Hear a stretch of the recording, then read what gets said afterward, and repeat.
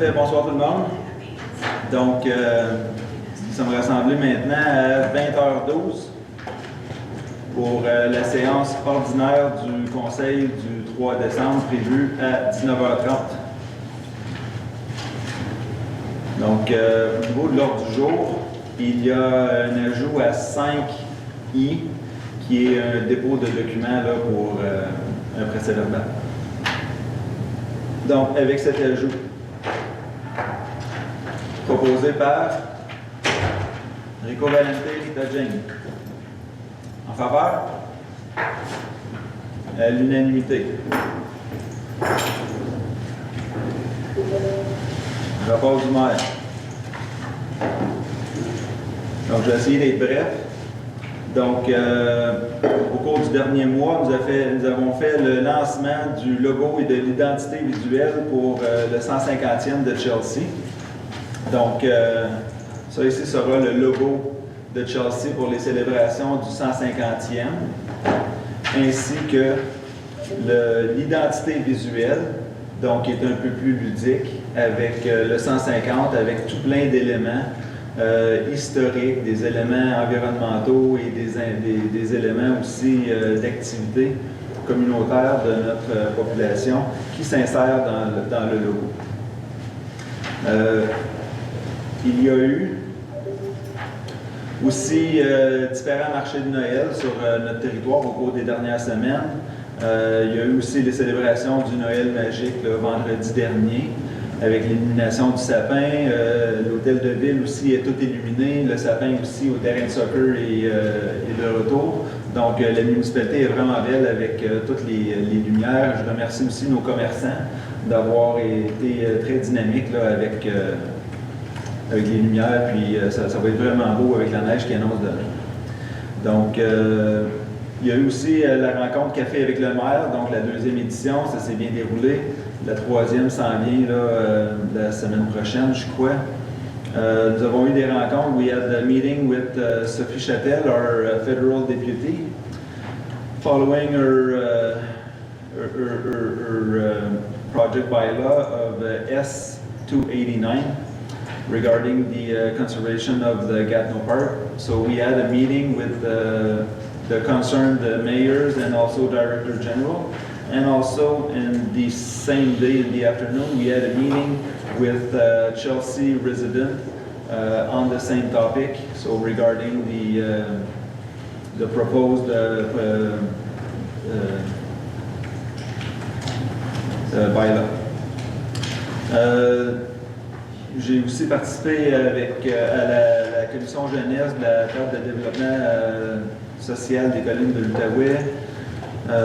J'ai participé à des tables de discussion sur l'importance de l'information locale, régionale et nationale avec, des journalistes, avec d'autres élus aussi. Le ministre McKinnon était là, le préfet de la MRC ainsi que moi-même au niveau politique.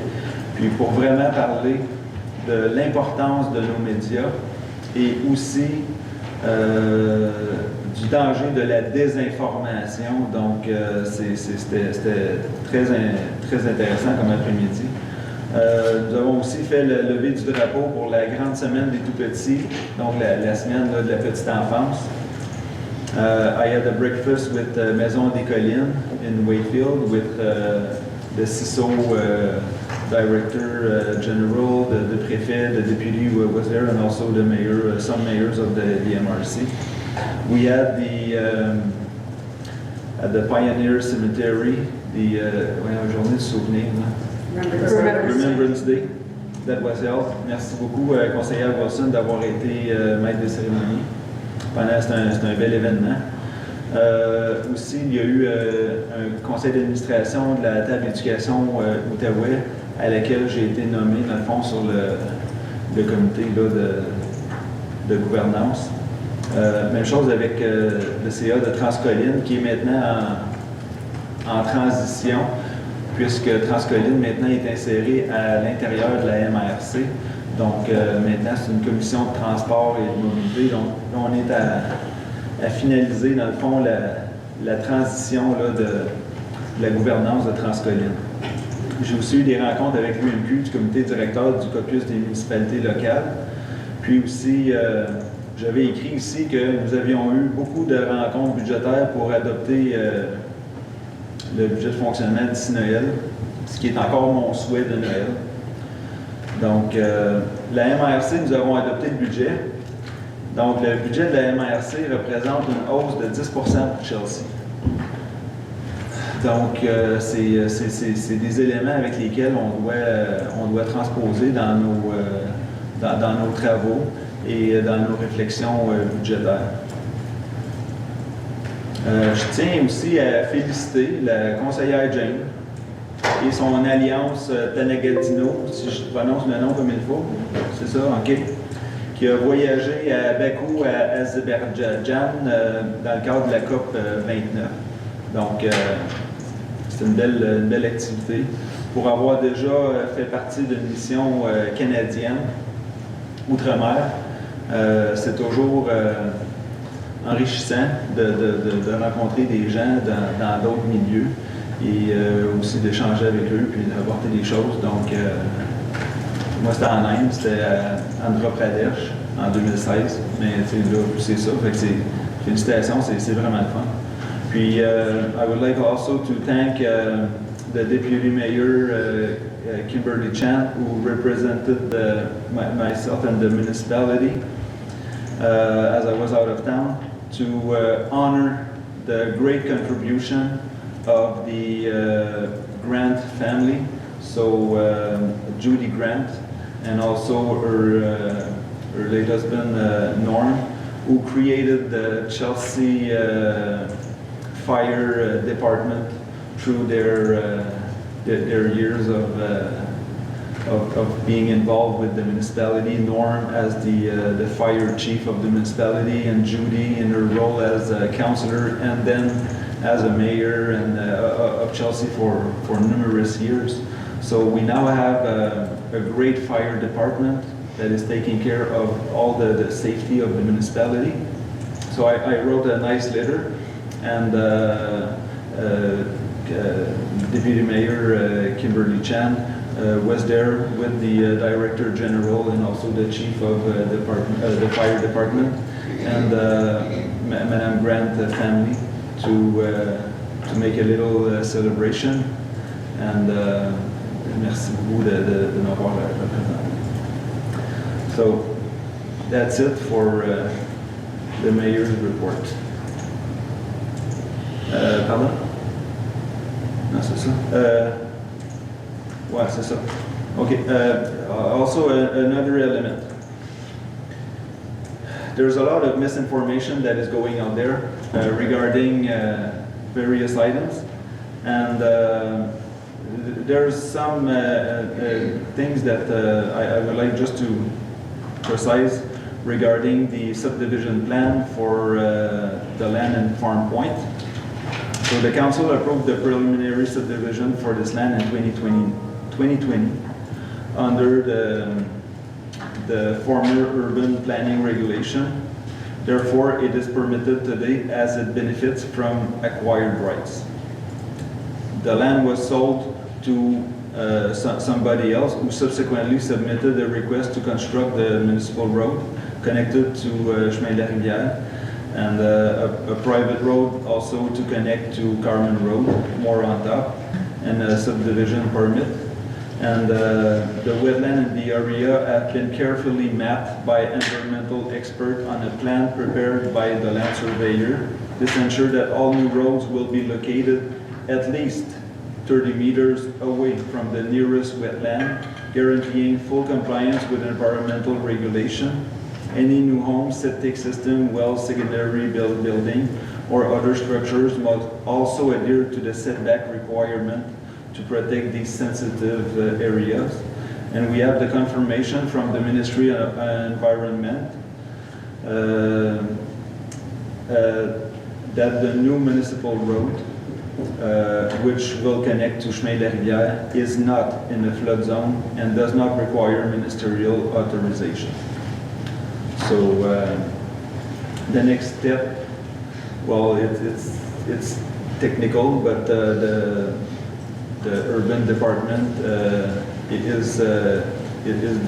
is working, and also the Director General is on the file as she answered many emails.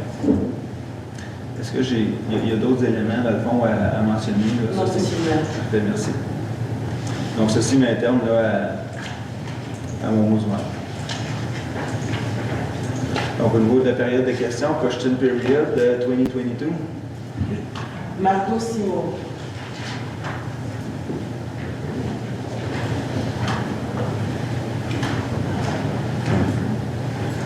Est-ce qu'on met le chronomètre 3 minutes?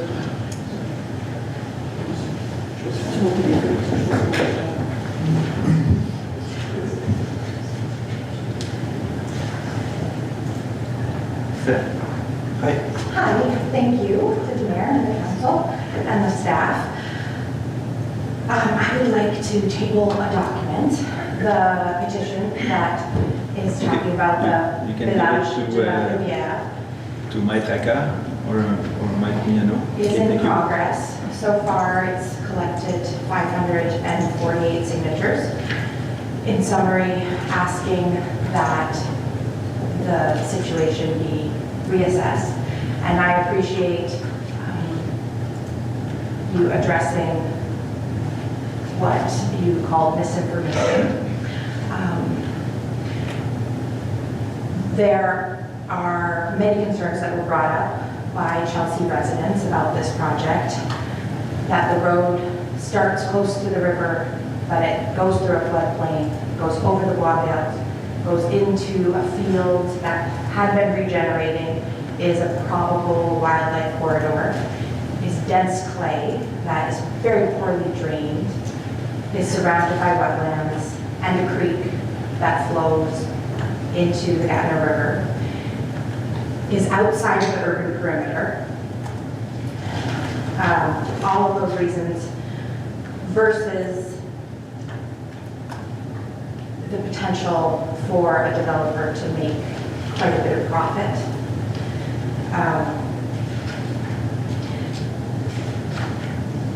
And in terms of the floodplain, because I understand there's confusion about that, I've looked at the documentation on the Chelsea website and also the legislation that allowed the municipality of Chelsea to have an exception to the new flood maps that came out in 2019 after the 2017 and 2019 floods. And Chelsea argued that it's not a floodplain because it didn't flood, and Gatineau did. But that is based on Hydro-Quebec's policy that they keep the water artificially low. And we don't have a guarantee that they can do that as we look forward to the future. And everyone is trying to prepare for climate resilience and what is to come, including Quebec, that is coming out with new maps next year. I haven't seen the specifics for this region, but in Montreal they're saying there's going to be 3 times the number of land or residences in the floodplain. So without the assurance of Hydro-Quebec saying that they will never change that, no matter what comes in the next few decades in terms of storms, that was a floodplain, and the new maps, it will likely be a floodplain again. Oui, merci. Thank you. Mrs. Steineke. Mais là, est-ce qu'il y avait une question à suivre? Non, Was there a question or? No. That was tabling. OK. Thank you. Parfait. Monsieur le maire, bonsoir, conseillère. We have a question about council's position. It has been explained previously that the cross development had to be grandfathered because it received preliminary subdivision approval prior to the new master plan coming into force. We submit that Chelsea had a choice in whether or not to grandfather because recent Quebec court decisions have supported the right of municipalities to reduce the size of previously approved developments through new bylaws passed as part of the master plan process. Specifically, a 2019 decision called GRUB, the developer versus the MRC Lao Chiamasca in the municipality of Sheffield, and more recently, an October 2023 decision supporting a decision of the municipality of Léry to change the zoning of a parcel of land, as a result of which the scope of the development was reduced. In both cases, the court refused to acknowledge grandfathering rights, nor did it grant compensation to the developer for alleged disguised expropriation. This latter case was also appealed to the Quebec Court of Appeal this year, which refused to hear it, so that case stands. These cases make it clear that municipalities do not have to grandfather approvals under previous bylaws. Why does Chelsea refuse to exercise this right to apply the new lower density bylaws, lower density in rural developments of our new master plan to this development? This municipality has shown willingness to change bylaws to help developers. Will it now use its power, acknowledged by the courts, to help the environment and change this bylaw to align it with the new master plan? Thank you. Okay, thank you for your question. Madame la DG, on pourra répondre parce que là, il y a beaucoup d'éléments. Moi, je n'ai pas tous les éléments ce soir comme ça. We take the time just to review those court cases, just to ensure that we understand what we mean, and then we'll be able to provide you with an answer, and also inform the council after that, once we have the whole cases reviewed. Oh, you're saying you're currently reviewing these cases? No, like you just mentioned something. Yeah. Can you please send us what Yes. you're referring to so that we can just maybe have a look, Yes. review them, and then we'll be able to advise also the concerns and also be able to answer the question you're asking. Thank you. Mrs. Henny. Thank you.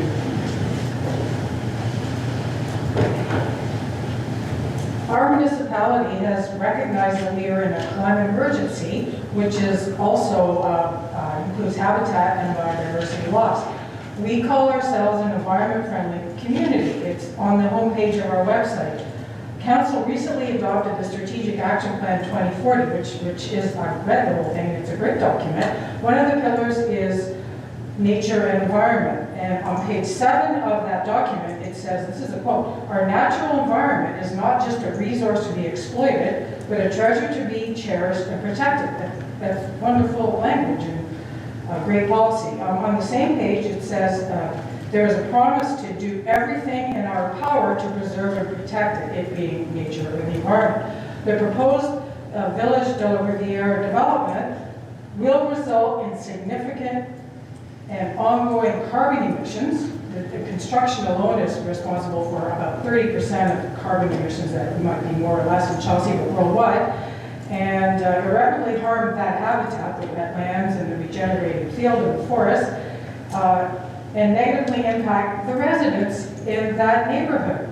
The only beneficiary here is the private developer who is set to reap handsome profits at the expense of our community and the expense, as important, of the living world. So my question is, why then is Chelsea doing everything in its power to enable this development, ill-conceived, harmful, and unnecessary as it is, rather than doing everything in your power to protect the environment and act in the best interest of our community? You have the policies, you've got bylaws, you've got legal tools, and you have the support of residents in Chelsea to do the right thing and reject this development. Thank you very much. Thank you. Prochaine question? Il n'y a plus de questions, monsieur le maire. Parfait, merci. Donc, for those who already received answers from the Direction Générale to your email, okay? For those who didn't write yes yet, you can write, and we will provide you with some answers. And so thank you for your time. Thank you for coming to the evening tonight. Là, je demanderais aux membres du conseil, peut-être juste là, une petite modification au niveau de l'ordre du jour, puisque je vois Mme Brault qui est là, et j'ai apporté une résolution ce soir qui touche la maison du Petit Bois. Puis, par respect là, pour Mme Brault et le temps qu'elle met dans la communauté, donc j'irai à 6.6b si c'est possible, et ensuite passer le reste avec les adoptions de procès-verbaux et tout ça. Monsieur le greffier, est-ce que je peux passer la résolution 6b avant l'adoption des procès-verbaux, ou on doit juste adopter les procès-verbaux en premier, puis ensuite on passe à les résolutions? Non, je pense que c'est possible. Oui. OK. Parfait. Si tous les autres membres du conseil sont d'accord. Oui. Est-ce que vous êtes d'accord? Oui. Oui. OK. Parfait. Merci. Donc, à la résolution 6.6b, page 162 de notre package, pour ceux qui ont des ordi. Engagement envers la Corporation d'habitation de Chelsea en cas d'urgence à la résidence pour personnes âgées de Farm Point. Donc, attendu que la construction de la résidence pour personnes âgées de Farm Point de la Corporation d'habitation CHC tire à sa fin, puis aussi on l'appelle la résidence du Petit Bois, attendu que la municipalité appuie le projet depuis tous ses débuts, soit en 2012, attendu qu'au fil des années, la municipalité a contribué au projet par divers moyens, que ce soit par le billet de dons, de contributions municipales, de cessions de terrain, de lettres d'appui, adopté plusieurs résolutions visant à faire avancer le projet aussi dans le cadre des différents programmes disponibles à cet égard au niveau provincial. Tandis que la municipalité de Chelsea souhaite soutenir la Corporation d'habitation de Chelsea pour assurer la sécurité et le bien-être des futurs résidents de la résidence en réponse à la situation d'urgence. Attendu que la politique de la famille, des aînés adoptée par le Conseil, de même que le plan d'action à cet égard, démontre l'engagement de la municipalité de renforcer le sentiment de sécurité dans la communauté. Attendu que le plan stratégique 2040 naturel connecté régénératif adopté par le Conseil le 3 octobre 2023 met en lumière la mission et les valeurs de la municipalité à divers égards pour la communauté. Attendu qu'au fil des années, nous avons été en mesure de constater que les pannes de courant sont nombreuses et de plus en plus fréquentes.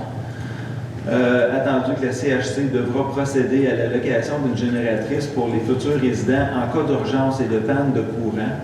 Donc, en conséquence, il est proposé par Cybelle Wilson, appuyé par Rita Jane, et résolu que le Conseil s'engage à soutenir financièrement la Corporation d'habitation de Chelsea en cas d'urgence à la résidence pour personnes âgées de Farm Point pour la location d'une génératrice selon leurs besoins jusqu'à ce qu'une génératrice permanente soit installée, possiblement au printemps. Mais il est également résolu, dans le fond, que les frais de location seront payés par la municipalité sur présentation des factures, mais c'est nous qui voyons, mais c'est correct. Donc, c'est ça. Donc, avec la maison des aînés qui, dès janvier, là, va commencer à accueillir à la mi-janvier, on espère, février, va commencer à accueillir, dans le fond, les premiers résidents, advenant qu'il y a une panne de courant prolongée, tu sais, à 48 heures, 72 heures et plus. Donc, comme nous avons vécu avec le déréchaud, comme nous avons vécu avec le verglas, comme nous avons vécu aussi... c'est ça, c'était ça. L'autre, c'était de la pluie, c'est d'autres choses. Mais c'est ça. Donc, s'il y a des pannes de courant, pour assurer la sécurité des résidents qui sont là, bien, avec une génératrice d'urgence qu'on apporte sur roue et qu'on branche au bâtiment, on est capable là, d'amener de l'électricité. Et aussi, là, on est à discuter, mais possiblement aussi permettre à certains aînés du secteur d'y aller aussi, advenant qu'il y a une situation d'urgence. Donc, c'est le même principe que nous avons fait au Centre Mérédith en 2023, lorsqu'il y a eu le verglas. Donc, nous avons loué une génératrice sur roue, nous l'avons emportée au Centre Mérédith, nous avons branché et ensuite ramené l'électricité dans le centre. Les douches étaient froides, mais il y avait de l'électricité. Donc, il y avait de l'eau. Donc ici, mais c'est ça, c'est pour assurer là, la sécurité des gens et aussi assurer la sécurité et l'intégrité du bâtiment avec le système d'eau aussi et toutes les composantes électroniques qui sont à l'intérieur du bâtiment. Questions, commentaires? En faveur? À l'unanimité? Bon, bien, merci. Donc, c'est adopté à l'unanimité. Fait que si jamais, là, il y a une situation d'urgence à partir d'aujourd'hui, ben là, j'ai toujours pas signé la résolution, mais je vais la signer demain. Mais c'est ça, au moment de la signature, ça devient officiel. Donc là, jusqu'à ce que vous alliez mettre installer la génératrice. Puis ça, avec la génératrice aussi, il y a des discussions avec la MRC qui sont en cours. Donc, on discute aussi la semaine prochaine, là, en lien avec le Conseil des maires qui s'en vient, donc pour aussi apporter une résolution pour vous aider financièrement. Donc, c'est ça, ça avance.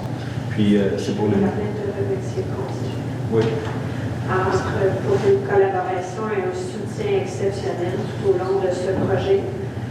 Un grand merci.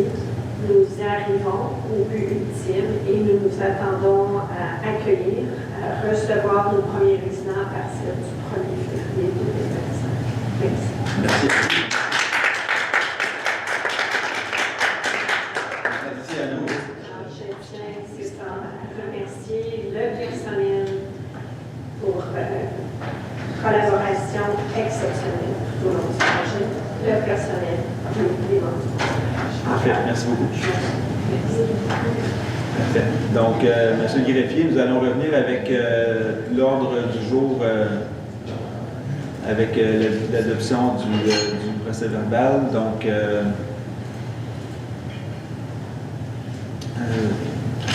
adoption des procès-verbaux. Donc, il est proposé par Dominique Lévry, appuyé par Kimberly Chan. Il est résolu que le procès-verbal de la session extraordinaire du 1er du 21 novembre et celui de la session du 5 novembre soit et sont par le présent adoptés. En faveur? À l'unanimité. Merci. Au niveau des dépôts de documents, donc 5A, la liste des comptes payés du 10 octobre au 5 novembre 2024. Thank you. Have a safe drive back in PowerPoint. Amendement budgétaire mensuel octobre 2024. Dépôt du procès-verbal de la rencontre du comité des finances et du suivi budgétaire du 16 septembre. Dépôt du procès-verbal de la rencontre du comité consultatif d'urbanisme et du développement.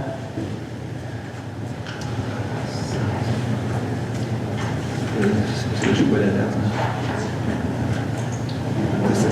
Ça s'insère hyper petit. 2 octobre. Excusez-moi, là, c'est parce que là, c'est vraiment comme des petites dates de mouche. Donc, du 2 octobre. Dépôt du procès-verbal de la rencontre du comité consultatif sur l'environnement et la durabilité des changements du 7 octobre.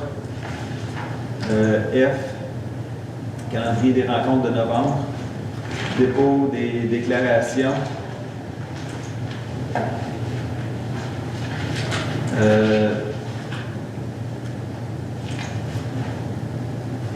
D'intérêt pécunier dans les maisons. Ouais. Ouais, non, moi je l'ai là.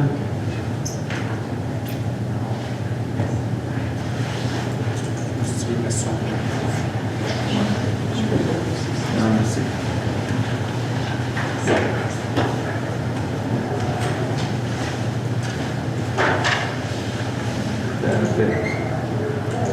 Donc, à G, est-ce qu'on a des dépôts de déclaration des intérêts pécuniaires de tous les membres du Conseil?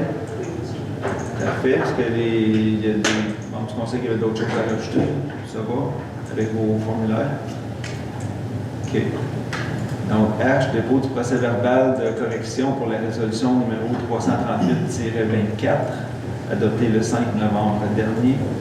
5I, c'est l'ajout dont j'ai mentionné tantôt pour dépôt du PV du comité d'environnement du 21 mai. Pourrais-tu juste dire quelque chose par rapport à ça? Il y a aussi un enregistrement qui va avec ce procès-verbal, si ça pourrait être mis sur le site web. C'est les enregistrements des présentations.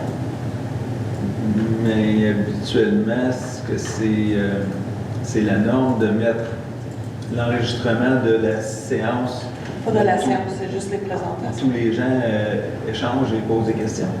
C'est juste la présentation. C'est juste une présentation. Oui, il y en a deux. Bien, on regardera au niveau des procédures si c'est possible de le faire. C'était ça qu'on avait fait. On a pensé une résolution pour ça. Ben, je n'ai pas de réponse. Je prends la question puis on vérifie à l'interne qu'est-ce qu'on peut faire.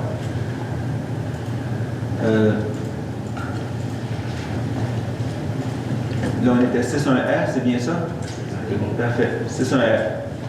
Présentation et dépôt de projet du règlement 1331-24. Une motion. Règlement établissant le taux de taxe foncière, la tarification des divers services d'exercice financier 2025. Donc, le conseiller, la conseillère, Dominique Lévry, présidente dépose le projet de règlement.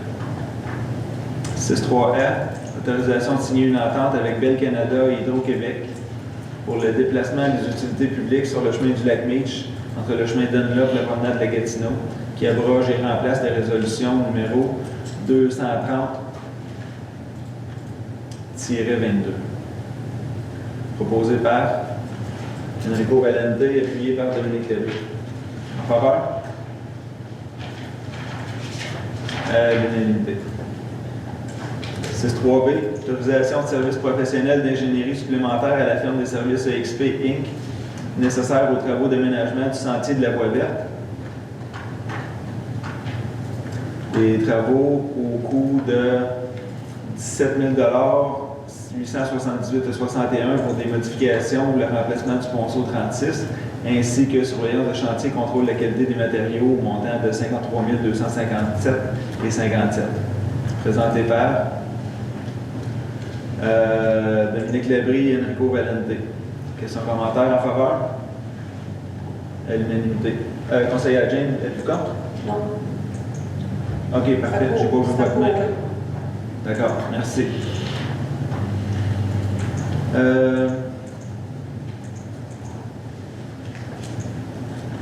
6.6R. Donc, félicitations à M. Patrick Woodbury, photographe du journal Le Droit, pour avoir remporté le prix Antoine Desilets lors du gala annuel de la Fédération professionnelle des journalistes du Québec. Donc, M. Woodbury, c'est un résident de la municipalité, puis photographe hors pair. Donc, il a gagné un prix avec une photographie qui s'intitule Surfer la vague, donc avec une kayakiste là, qui est sur la rivière des Outaouais. Donc, c'est ça. Donc, en conséquence, il est proposé par la conseillère, le conseiller Kimberly Chan, appuyé par Enrico Valente, et résolu de féliciter M. Patrick Woodbury pour avoir remporté le prix Antoine Desilets 2023 dans la catégorie sport pour sa photographie intitulée Surfer sur la vague. Questions, commentaires? En faveur? À l'unanimité. 6.6d, nous venons de le faire. Ensuite, des félicitations aussi à M. Jean-Pierre Poulin, président de DevCorps, élu personnalité de l'année lors de la remise du prix Excellor 2024 de la Chambre de commerce de Gatineau. Donc, récemment, c'était la 28e édition des prix Excellor pour personnalité de l'année à la Chambre de commerce de Gatineau. Je sais que c'est la Chambre de commerce de Gatineau, sauf qu'au niveau du développement économique, la MRC des Collines, nous faisons partie de la Chambre de commerce de Gatineau. Là, il n'y a pas de Chambre de commerce, juste MRC. Donc, ça fait partie de notre proximité. Mais c'est ça, c'est M. Poulin qui est un résident de Chelsea, qui a remporté la panne. Il y a quelques années, c'était Mme Texera qui avait remporté le même prix. Donc, en conséquence, il est proposé par Enrico Valente, appuyé par Rita Jane, et résolu de reconnaître et féliciter M. Poulain pour ses accomplissements et avoir reçu le prix de personnalité humaine. Questions, commentaires? En faveur? À l'unanimité?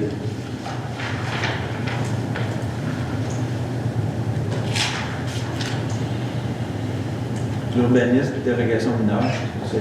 Donc, le 7.1A, c'est une demande de dérogation mineure pour la distance entre le bâtiment accessoire et l'emprise de la route 105, située au 392 route 105 dans le district 1. Attendu que la propriété de l'immeuble au cadastre du Québec a présenté à la municipalité de Chelsea une demande de dérogation mineure afin d'autoriser la construction d'un garage à une distance de 4,5 mètres de la route 105 plutôt que de 25 mètres, tel que stipulé au règlement de zonage. Attendu que le CCUDD a effectué une recommandation en conformité avec la loi, attendu que l'avis public fut aussi donné. En conséquence, il est proposé par Enrico Valente et appuyé par Sylvain Fossé et résolu que le préambule soit et est partie intégrante de la présente résolution. Est-ce qu'il y avait des questions, des commentaires? En faveur? À l'unanimité, merci. 7.2A, c'est une demande de PIA au 183 chemin d'Haute-Chelsea dans le district 2. Donc, le propriétaire du 183 chemin Haute-Chelsea a présenté à la municipalité de Chelsea une demande d'approbation d'un PIA afin d'autoriser l'installation d'une première enseigne rattachée pour le commerce et une deuxième enseigne en suspension sous le plancher. Je pense qu'il y a une petite coquille sous le plancher. Quelque chose, la partie supérieure du bâtiment. Oui. Attendu que les dimensions, la localisation, la forme, le design, le format du message, la couleur et les matériaux de la première enseigne s'harmonisent à l'architecture du bâtiment. Attendu que les enseignes proposées doivent être conformes aux critères du PIA. Attendu qu'une recommandation a été effectuée par le CCUDD. En conséquence, il est proposé par Sylvain Fossé, appuyé par Dominique Laprie. Il y avait juste et résolu que le préambule soit et est partie intégrante de la présente résolution. Je me rappelle, est-ce qu'on avait reçu? Il y a une condition qui avait été ajoutée au texte, que le texte respecte les modalités de la charte de la langue française. Est-ce qu'on avait reçu? Oui, c'est écrit. Oui, OK, parfait. Donc, est-ce qu'il y avait des questions, des commentaires? En faveur? À l'unanimité, merci. 7.2b, c'est une autre demande de PIA au 212 chemin d'Haute-Chelsea. Donc, le propriétaire du 212 chemin d'Haute-Chelsea a présenté à la municipalité une demande d'approbation d'un PIA afin d'autoriser l'installation d'une enseigne détachée à Bienvenue Jardin St. Stephen's Gardens Welcome et l'enseigne d'identification Sentier Chelsea. Donc, est-ce qu'il y avait des questions, des commentaires? Non, c'est bon. En faveur? À l'unanimité, merci. Puis juste de ma part, un gros merci aux bénévoles qui ont travaillé. Oui. J'ai pas entendu les propositions. Proposé par Enrico Valente et appuyé par Sylvain Fossé. Donc, juste un gros merci aux bénévoles qui ont travaillé avec l'Église et Sentiers Chelsea Trails, qui ont créé un nouveau sentier de Haute-Chelsea pour se rendre dans le jardin de l'église St. Stephen's. Puis le jardin va être aménagé avec un arbre pour que les résidents de Chelsea, les visiteurs, pour vraiment peuvent s'asseoir dans le jardin puis en prendre connaissance. So, a new small trail has been created to connect Old Chelsea Road to the garden area in front of the St. Stephen Church. For the public and for tourists, and a garden will be there in the summer, has always been, but now it's open to the public as well as benches. So thank you very much to the volunteers that worked on this at Sentier Chelsea Trails as well as those that worked with the church. Donc tout le monde était en faveur, c'est à l'unanimité, merci. Il y a encore une demande de PIA au 7.2c. Donc le propriétaire du 486 route 105 a présenté à la municipalité une demande d'approbation d'un PIA afin d'autoriser la rénovation d'un bâtiment patrimonial et l'aménagement de la cour à l'avant.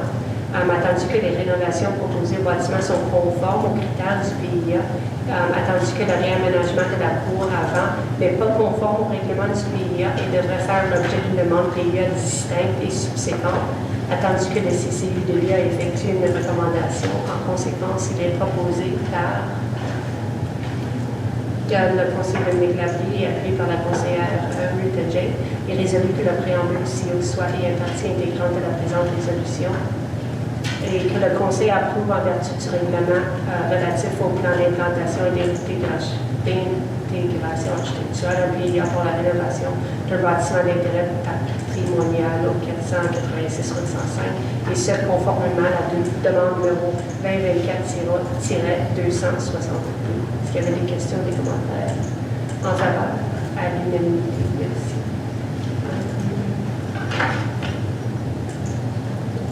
Je te redonne la parole, Pierre, pour le 7.6A. Oui, merci. Renouvellement du mandat des membres au comité sur les demandes de démolition.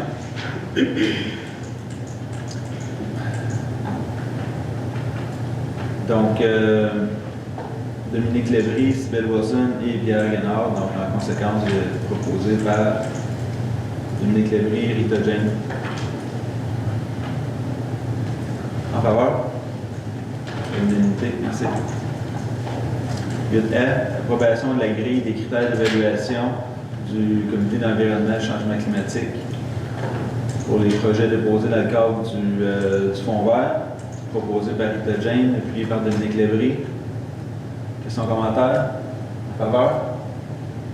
Merci, à l'unanimité. 9A. Travaux publics, c'est ça. Présentation et dépôt du projet de règlement numéro 1330-24, avis de motion, règlement relatif à la collecte et au traitement des matières résiduelles. Le conseiller Labrie présente, dépose le projet de règlement et donne avis de motion. Merci.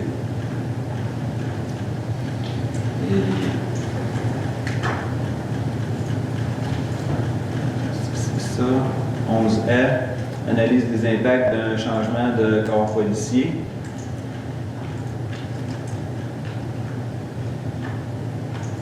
Donc, attendu que en 2021, le gouvernement du Québec a fait un rapport qui s'appelle le Livre vert, qui a été déposé à la ministre de la Sécurité publique. Il y avait plusieurs recommandations dans ça, dont de migrer le service de police de la MRC des Collines vers la SQ, lequel, nous, on a toujours gardé le corps de police ici, devant les pressions financières que chacune des villes doit subir et des coûts. Donc, certains membres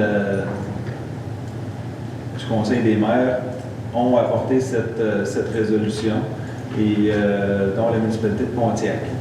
Donc là, nous, il y a des élus qui ont demandé aussi d'apporter cette résolution. Et c'est de demander à la MRC, dans le fond, de revoir le tout et d'essayer d'optimiser le service pour réduire les coûts potentiels pour les municipalités. Est-ce que je résume bien? Donc, en conséquence, il est proposé par Dominique Lévry, appuyé par Kimberly Chan, et résolu de demander au Conseil des maires de la MRC de procéder à une analyse complète des coûts et des impacts relatifs à la possibilité de remplacer le corps de police actuel par celui de la SQ, tel qu'indiqué dans le livre vert de 2021. Son commentaire? Oui. Juste préciser ce que ça coûte à Chelsea, la police, la budget MRC, c'est environ 3 millions, je pense. Oui, c'est ça. Là, je n'ai pas le chiffre exact en avant. Mais dans cet ordre de grandeur. Oui, oui.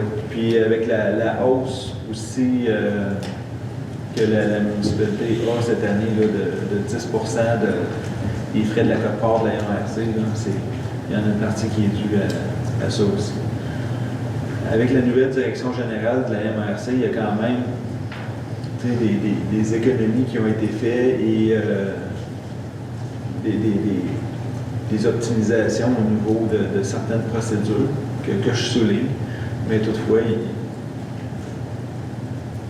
c'est une recommandation dans le livre vert, ça vient du gouvernement. Donc, regardons dans le fond quelles sont les possibilités à ce niveau-là. Puis, vérifions. Okay, donc, en faveur? à l'unanimité. À 20h56, levée de la session proposée par Kimberly Chan, appuyée par Dominique Lévry et résolu que cette séance soit levée à 20h56. En faveur? Merci. À l'unanimité.